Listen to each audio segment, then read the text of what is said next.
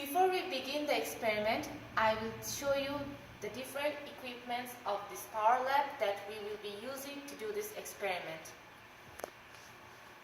So here is the panel that consists different power sources and resistors. For this experiment, we will use the single phase AC 120 volt power supply. So here there are three terminals.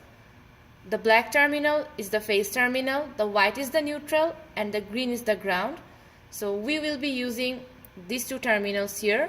From black terminal, here is the connection that goes to the power analyzer. So in the power analyzer, here are the two ports for ammeter and the two ports for voltmeter.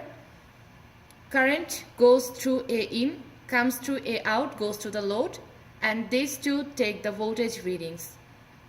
And here in the display there are three rows. The first row is for voltage reading, the second row is for current reading, and the third row is for power, real power, reactive power, and power factor reading.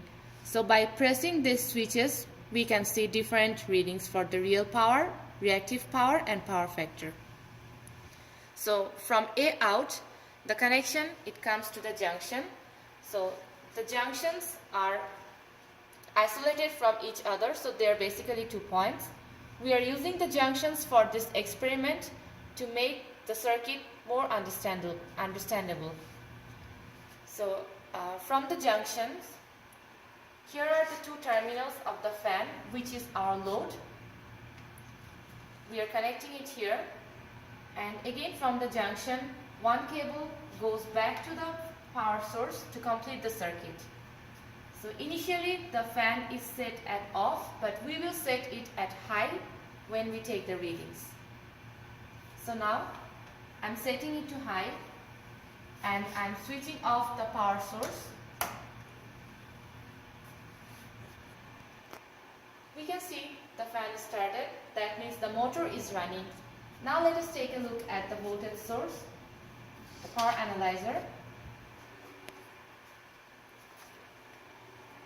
So in the lab, it asks to take the voltage, the current, the real power, reactive power, and power factor reading. Now it's showing 122 volts, 409 milliamps, 0.589 power factor. When I press here, it shows the reactive power absorbed by the fan. When I press in this button, it shows us the real power lost in the fan. So now we will be moving on to part 4 of this experiment. Now I am just setting it from high to low, and then we will observe this data again in here. So again, like before, if we press into 5, it will show us the reactive power data. At 6, the power factor. After that, we will be moving on to point 3, where it says, with the power off, place a 6 microfarad capacitor in series with the current limiting resistor, which will be in parallel with the fan motor. So now I'm switching it off. So this is our current limiting resistor, the 10 ohm resistor, and this one here is our 6 microfarad capacitor. I have already connected them in series, and now I will, with these two terminals, I will insert them in parallel.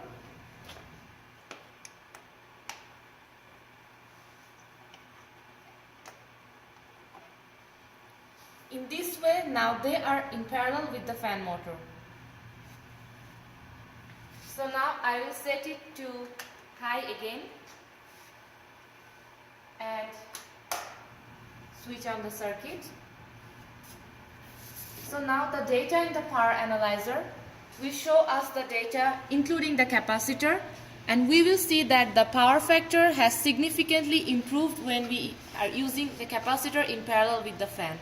That is because the reactive power that the fan is absorbing is mostly being supplied by the capacitor.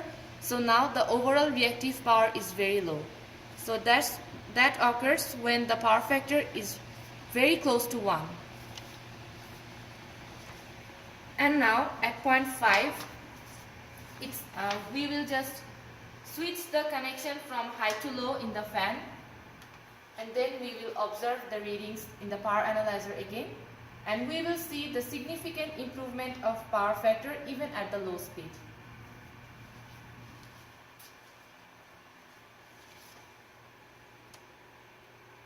So even if at low speed it has been improved to 0.897, that is very close to 1. Earlier it was like in 0.5 or 0.6 range.